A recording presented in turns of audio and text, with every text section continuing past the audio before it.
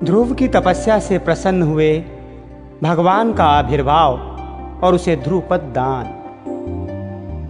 श्री पराशर जी बोले, हे मैत्रेय, ये सब सुनकर राजपुत्र ध्रुव उन ऋषियों को प्रणाम कर उस वन से चल दिया और हे द्विज, अपने को कृतकृत्य सा मानकर वो यमुना तटवर्ती अति पवित्र मधु नामक वन में आया। आगे चलकर उस वन में मधु नामक दैत्य रहने लगा था, इसलिए वो इस पृथ्वी तल में मधुवन के नाम से विख्यात हुआ। वहीं मधु के पुत्र लवण नामक महाबली राक्षस को मारकर शत्रुघ्न ने मथुर नाम की पुरी बसाई। जिस मधुवन से निरंतर देवदेव श्री हरि की सन्निधि रहती है, उसी सर्व पापाहारी तीर्थ में ध्रुव ने तपस्या की। मरीचि आदि मुनीश्वरों ने उसे जिस प्रकार उपदेश किया था, उसने उसी प्रकार अपने हृदय में विराजमान निखिलेश्वर देवेश्वर श्री विष्णु भगवान का ध्यान करना आरंभ किया। इस प्रकार हे विप्र, अनन्य चित्त होकर ध्यान करते रहने से उसके हृदय में सर्वभूतांतर्यामी भगवान हरि सर्वतो भाव से प्रकट हुए। हे मैत्रेय, योगी ध्रुव के चित्त में भगवान विष्णु के स्थित हो जाने पर सर्वभूतों को धारण करने वाली पृथ्वी उसका भार न संभाल सकी। उसके बाएं चरणों पर खड़े रहने से पृथ्वी का बायां आधा भाग झुक गया और फिर दाएं चरण पर खड़े होने से दायां भाग झुक गया।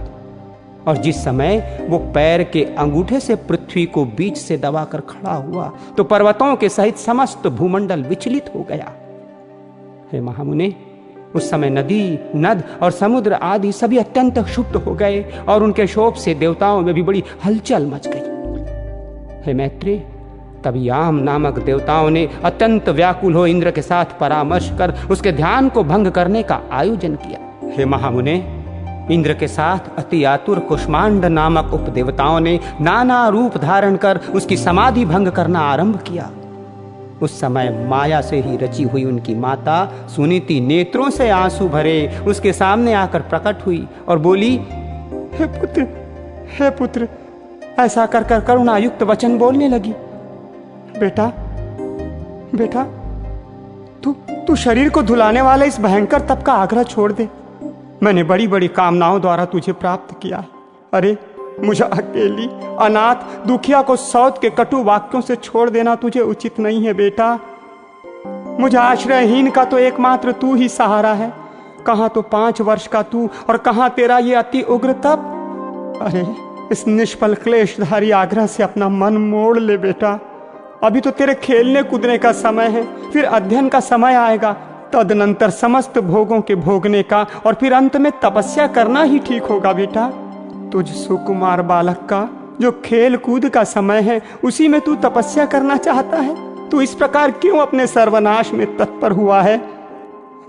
तेरा परम धर्म तो मुझको प्रसन्न रखना ही है, अतः तू अपनी आयु और अवस्था के अनुकूल कर्मों में ही लगना बेटा। मोह का अनुवर्तन न कर और इस तपस्या रूपी अधर्म से निवृत्त हो बेटा। यदि तू इस तपस्या को न छोड़ेगा तो देख, तेरे सामने ही मैं अपने प्राण छोड़ दूंगी। श्री पराशर जी बोले, हे मैत्रेय, भगवान विष्णु में चित्त रहने के कारण ध्रुव ने उसे आंखों में आंसू भरकर इस प्रकार विलाप करती देखकर भी नहीं देखा। तब, अरे बेटा, यहां से भाग, देख इस महाभयंकर वन में कैसे घोर राक्षस अस्त्र शस्त्र उठाए आ रहे हैं। ऐसा कहती हुई वो चली गई और वहां जिनके मुख से अग्नि की लपटें निकल रही थी, ऐसे अनेकों राक्षसगण अस्त्र शस्त्र संभाले प्रकट हो गए। उन राक्षसों ने अपने अति चमकीले शस्त्रों को घुमाते हुए उस राजपुत्र के सामने बड़ा भयंकर कोलाहल किया। उस नित्य योग युक्त बालक को भयभीत करने के लिए अपने मुख से अग्नि की लपटें निकालती हुई सैकड़ों सियारियां घोर नाद करने लगी। वे राक्षसगण भी इसको मारो, इसको काटो, खाओ, इस प्रकार चिल्लाने लगे। फिर सिंह, ऊंट और मकर आदि से मुख वाले ये राक्षस राजपुत्र को त्राण देने के लिए नाना प्रकार से गरजने लगे, किंतु उस भगवदासक्त चित्त बालक को वे राक्षस, उनके शब्द, सियारियां और अस्त्र शस्त्रादि कुछ भी दिखाई नहीं दिए। वो राजपुत्र एकाग्र चित्त से निरंतर अपने आश्रय भूत विष्णु भगवान को ही देखता रहा और उसने किसी की ओर किसी भी प्रकार दृष्टिपात नहीं किया। तब संपूर्ण माया के लीन हो जाने पर उससे हार जाने की आशंका से देवताओं को बड़ा भय हुआ। अतः उसके तप से संतप्त हो वे सब आपस में मिलकर जगत के आदि कारण चरणागत वत्सल अनादि और अनंत श्री हरि की शरण में गए। देवता बोले, हे देवाधिदेव जगन्नाथ परमेश्वर पुरुषोत्तम, हम सब ध्रुव की तपस्या से संतप्त होकर आपकी शरण में आए।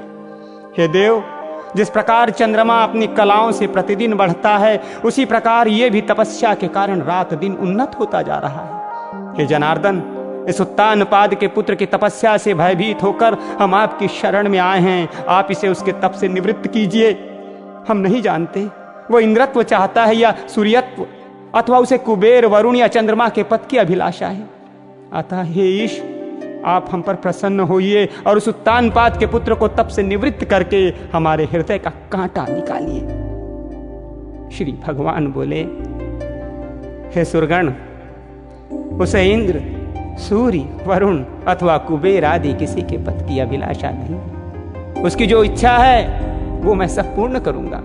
हे देवगण, तुम निश्चिंत होकर इच्छा अनुसार अपने अपने स्थानों को जाओ। मैं तपस्या में लगे हुए उस बालक को निवृत्त करता हूं। श्री पराशर जी बोले, देवाधिदेव भगवान के ऐसा कहने पर इंद्र आदि समस्त देवगण उन्हें प्रणाम कर अपने अपने स्थानों को गए। सर्वात्मा भगवान हरि ने ध्रुव की तन्मयता से प्रसन्न हो उसके निकट चतुर्भुज रूप से जाकर इस प्रकार कहा। श्री भगवान बोले, हे उत्तानपाद के पुत्र ध्रुव, तेरा कल्याण हो। मैं तेरी तपस्या से प्रसन्न होकर तुझे वर देने के लिए ही प्रकट हुआ हूं। हे सुव्रत, तू वर मांग। तूने संपूर्ण बाह्य विश्वों से उपरत होकर अपने चित्त को मुझ में ही लीन कर दिया है, अतः मैं तुझसे अति संतुष्ट हूं। अब तू अपनी इच्छा अनुसार श्रेष्ठ वर मांग। श्री पराशर जी बोले, देवाधिदेव भगवान के ऐसा वचन सुनकर बालक ध्रुव ने आंखें खोली और अपनी ध्यान अवस्था में देखे हुए भगवान हरि को साक्षात अपने सम्मुख खड़े देखा। श्री अच्युत को किरीट तथा शंख, चक्र, गदा, शांग, धनुष और खड्ग धारण किए हुए देख उसने पृथ्वी पर सिर रखकर प्रणाम किया और सहसा रोमांचित तथा परम भयभीत होकर उसने देवदेव की स्तुति करने की इच्छा की। किंतु इनके स्तुति के लिए मैं क्या कहूं? क्या कहने से इनका स्तवन हो सकता है, ये न जानने के कारण वो चित्त में व्याकुल हो और अंत में उसने उन देवदेव की शरण ही ली। ध्रुव ने कहा, भगवान, आप यदि मेरी तपस्या से संतुष्ट है तो मैं आपकी स्तुति करना चाहता हूँ। आप मुझे यही वर दीजिए जिससे मैं स्तुति कर सकूं। हे देव, जिनकी गति ब्रह्मा आदि वेदज्ञ जन भी नहीं जानते, उन्हीं आपका मैं बालक कैसे स्तवन कर सकता हूँ। किंतु हे परम प्रभो, आपकी भक्ति से द्रवीभूत हुआ मेरा चित्त आपके चरणों के स्तुति करने में प्रवृत्त हो रहा है, अतः आप इसे उसके लिए बुद्धि प्रदान कीजिए। श्री पराशर जी बोले, हे द्विजवर्य, जब जगतपति श्री गोविंद ने अपने सामने हाथ जोड़े खड़े हुए उस उत्तानपाद के पुत्र को अपने वेदमय शंख के अंत वेदांतमय भाग से छू दिया, तब तो एक क्षण में ही वो राजकुमार प्रसन्न मुख से अति विनित हो सर्वभूताधिष्ठान श्री अच्युत के स्तुति करने लगा। ध्रुव बोले, पृथ्वी, जल, अग्नि, वायु, आकाश, मन, बुद्धि, अहंकार और मूल प्रकृति, ये सब जिनके रूप हैं, उन भगवान को मैं नमस्कार करता हूँ जो अति शुद्ध, सूक्ष्म, सर्वव्यापक और प्रधान से भी परे हैं। वो पुरुष जिनका रूप है, उन गुणभोक्ता परम पुरुष को मैं नमस्कार करता हूँ। हे परमेश्वर, पृथ्वी आदि समस्त भूत, गंधादि उनके गुण, बुद्धि आदि अंतःकरण, चक्षुस्तय तथा प्रधान और पुरुष जीव से भी परे जो सनातन पुरुष हैं, उन आप निखिल ब्रह्मांड नायक के परम भूत शुद्ध स्वरूप आत्मा की मैं शरण में हूँ। हे सर्वात्मन, हे योगियों के चिंतनीय, व्यापक और वर्धनशील होने के कारण आपका जो ब्रह्म नामक स्वरूप है, उसके विकार रहित रूप को मैं नमस्कार करता हूँ। हे प्रभु, आप हजारों मस्तकों वाले, हजारों नेत्रों वाले और हजारों चरणों वाले परम पुरुष हैं। आप सर्वत्र व्याप्त हैं। और पृथ्वी आदि आवरणों के सहित संपूर्ण ब्रह्मांड को व्याप्त कर 10 गुण महाप्रमाण से स्थित है। हे पुरुषोत्तम, भूत और भविष्य से जो कुछ पदार्थ हैं वे सब आप ही हैं, तथा विराट, स्वराट, सम्राट और अधिपुरुष ब्रह्मा आदि भी सब आप ही से उत्पन्न हुए हैं। वे ही आप इस पृथ्वी के नीचे ऊपर इधर उधर सब ओर बढ़े हुए हैं। ये संपूर्ण जगत आप ही से उत्पन्न हुआ है तथा आप ही से भूत और भविष्य हुए हैं। ये संपूर्ण जगत आपके स्वरूप भूत ब्रह्मांड के अंतर्गत है। फिर आपके अंतर्गत होने की बात ही क्या है? जिसमें सभी पुरोडाशों का हवन होता है, वो यज्ञ, पृष्ठदाज्य, दग्धि और धृत तथा ग्राम्य और वन्य 2 प्रकार के पशु आप ही से उत्पन्न हुए हैं।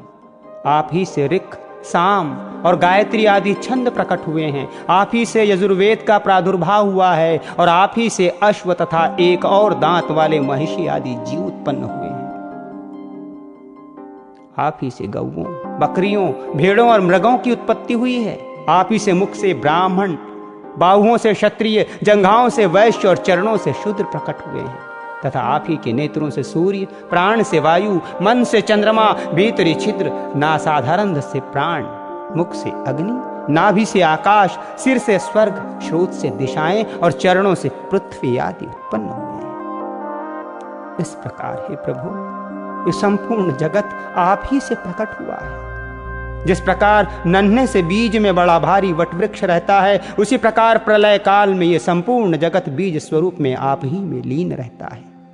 जिस प्रकार बीज में अंदर रूप में प्रकट हुआ वटवृक्ष बढ़कर अत्यंत विस्तार वाला हो जाता है, उसी प्रकार सृष्टि काल में ये जगत आप ही से प्रकट होकर फैल जाता है। हे ईश्वर, जिस प्रकार केले का पौधा छिलके और पत्तों से अलग दिखाई नहीं देता, उसी प्रकार जगत से आप पृथक नहीं हैं, वो आप ही में स्थित देखा जाता है। सबके आधारभूत आप में आह्लादिनी, निरंतर आह्लादित करने वाली और संधिनी, विच्छेद रहित संवित विद्या शक्ति अभिन्न रूप से रहती है। आप में विषय जन्य आह्लाद या ताप देने वाली सात्विकी या तामसी अथवा उभय मिश्रा राजसी कोई भी संवित नहीं है, क्योंकि आप निर्गुण हैं। आप कार्य दृष्टि से पृथक रूप हैं और कार्य दृष्टि से एक रूप हैं। आप ही भूत सूक्ष्म हैं और आप ही नाना जीव रूप हैं। हे भूतांतरात्मन, ऐसे आपको मैं नमस्कार करता हूँ। योगियों के द्वारा अंतःकरण में आप ही महत्त्व, प्रधान, पुरुष, विराट, सम्राट और स्वराट आदि रूपों में भावना किए जाते हैं और क्षयशील पुरुषों में आप नित्य अक्षम हैं। आकाशादि सर्वभूतों में सार अर्थात उसके गुण रूप में आप ही हैं। समस्त रूपों को धारण करने वाले होने से सब कुछ आप ही हैं। सब कुछ आप ही से हुआ है, अतएव सबके द्वारा आप ही हो रहे हैं। इसलिए आप सर्वात्मा को नमस्कार है। हे सर्वेश्वर, आप सर्वात्मक हैं क्योंकि संपूर्ण भूतों में व्याप्त हैं। अतः मैं आपसे क्या कहूँ, आप स्वयं ही सब हृदय स्थित बातों को जानते हैं। हे सर्वात्मन, हे सर्वभूतेश्वर, हे सब भूतों के आदि स्थान, आप सर्वभूत रूप से सभी प्राणियों के मनोरथों को जानते हैं। हे नाथ, मेरा जो कुछ मनोरथ था वो तो आपने सफल कर दिया, और हे जगतपते, मेरी तपस्या भी सफल हो गई, क्योंकि मुझे आपका साक्षात दर्शन प्राप्त हुआ। श्री भगवान बोले, हे ध्रुव, तुमको मेरा साक्षात दर्शन प्राप्त हुआ, इससे अवश्य ही तेरी तपस्या तो सफल हो गई। परंतु हे राजकुमार, मेरा दर्शन भी तो कभी निष्फल नहीं होता, इसलिए तुझको जिस वर की इच्छा हो वो मांग ले। मेरा दर्शन हो जाने पर पुरुष को सभी कुछ प्राप्त हो सकता है। ध्रुव बोले, हे भूत भव्येश्वर भगवान, आप सभी के अंतःकरणों में विराजमान हैं। हे ब्रह्मन, मेरे मन की जो कुछ अभिलाषा है वो क्या आपसे छिपी हुई है? तो भी हे देवेश्वर, मैं दुर्विनीत जिस अति दुर्लभ वस्तु की हृदय से इच्छा करता हूँ उसे आपकी आज्ञा अनुसार आपके प्रति निवेदन करूंगा। हे समस्त संसार को रचने वाले परमेश्वर, आपके प्रसन्न होने पर संसार में क्या दुर्लभ है?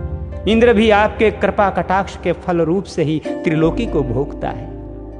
प्रभु,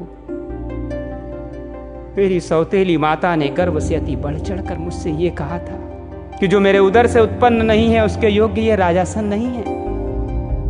हे प्रभु, आपके प्रसाद से मैं उस सर्वोत्तम एवं अव्यय स्थान को प्राप्त करना चाहता हूं जो संपूर्ण विश्व का आधारभूत हो। श्री भगवान बोले, अरे बालक, तूने अपने पूर्व जन्म में भी मुझे संतुष्ट किया था, इसलिए तू जिस स्थान की इच्छा करता है वो अवश्य प्राप्त करेगा। पूर्व जन्म में तू एक ब्राह्मण का पुत्र था, एक ब्राह्मण था और मुझ में निरंतर एकाग्र चित्त रहने वाला, माता पिता का सेवक तथा स्वधर्म का पालन करने वाला था। कालांतर में एक राजपुत्र तेरा मित्र हो गया। वो अपने युवावस्था में संपूर्ण भोगों से संपन्न और अति दर्शनीय रूप लावण्य युक्त था। उसके संग से उसके दुर्लभ वैभव को देखकर तेरी ऐसी इच्छा हुई कि मैं भी राजपुत्र हूं। अतः हे ध्रुव, तुझको अपनी मनोवांछित राजपुत्रता प्राप्त हुई और जिन स्वयंभुव मनु के कुल में और किसी को स्थान मिलना अति दुर्लभ है, उन्हीं के घर में तूने उत्तानपाद के यहाँ जन्म लिया। अरे बालक, औरों के लिए यह स्थान कितना है दुर्लभ हो, परंतु जिसने मुझे संतुष्ट किया है उसके लिए तो यह अत्यंत तुच्छ है। मेरी आराधना करने से तो मोक्ष पद भी तत्काल प्राप्त हो सकता है। फिर जिसका चित्त निरंतर मुझ में ही लगा हुआ है, उसके लिए स्वर्ग आदि लोकों का तो कहना ही क्या है। हे ध्रुव, मेरी कृपा से तू निसंदेह उस स्थान में जो त्रिलोकी में सबसे उत्कृष्ट है, संपूर्ण ग्रह और तारा मंडल का आश्रय बनेगा। हे ध्रुव, मैं तुझे वो ध्रुव निश्चल स्थान देता हूं जो सूर्य, चंद्र, मंगल, बुध, बृहस्पति, शुक्र और शनि आदि ग्रहों को, सभी नक्षत्रों, सप्तऋषियों और संपूर्ण विमानचारी देवगणों से ऊपर है। देवताओं में से कोई तो केवल 4 युग तक और कोई 1 मनवंतर तक ही रहते हैं, किंतु तुझे मैं 1 कल्प तक की स्थिति देता हूं। तेरी माता सुनीति भी अति स्वच्छ तारा रूप से उतने ही समय तक तेरे पास एक विमान पर निवास करेगी, और जो लोग समाहित चित्त से सायंकाल और प्रातःकाल के समय तेरा गुण कीर्तन करेंगे, उनको महान पुण्य होगा। श्री पराशर जी बोले, हे महामते, इस प्रकार पूर्व काल में जगतपति देवाधिदेव भगवान जनार्दन से वर पाकर ध्रुव वो अति उत्तम स्थान में स्थित हुआ। मुने, अपने माता पिता की धर्म पूर्वक सेवा करने से तथा द्वदाक्षर मंत्र के महात्मा और तप के प्रभाव से उनके मान, वैभव एवं प्रभाव की वृद्धि देखकर देव और असुरों के आचार्य शुक्रदेव ने ये श्लोक कहे हैं। अहो, इस ध्रुव के तप का कैसा प्रभाव है, अहो इसकी तपस्या का कैसा अद्भुत फल है, जो इस ध्रुव को ही आगे रखकर सप्त ऋषिगण स्थित हो रहे हैं। इसकी ये सुनीति नाम वाली माता भी अवश्य ही सत्य और हितकर वचन बोलने वाली है।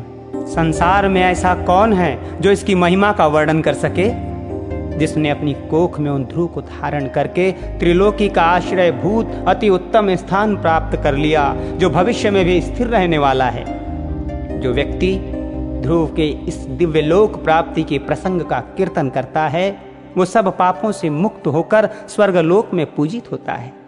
वो स्वर्ग में रहे अथवा पृथ्वी में कभी अपने स्थान से च्युत नहीं होता तथा समस्त मंगलों से भरपूर रहकर बहुत काल तक जीवित रहता है।